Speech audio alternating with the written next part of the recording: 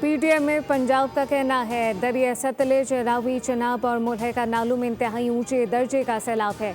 दरिया सतलुज में ऊंचे दर्जे के सैलाब का खदशा, गंडा सिंह वाला के मकाम पर ऊंचे दर्जे के सैलाब की सूरत हाल बरकरार।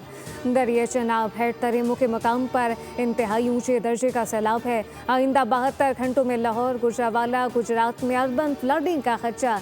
दरियाओं के बिखरे रेले देहात और शहरों को अपनी लपेट में ले रहे हैं। लाखों लोग बेघर होकर खुले आसमान तले इमदाद के मुंतज़िर। तानलियावाला में माड़ी मतन पर 2,30,000 क्यूसेक का रेला गुजरने लगा। पीर महल और नारोवाल के कई इलाके पानी में डूब गए।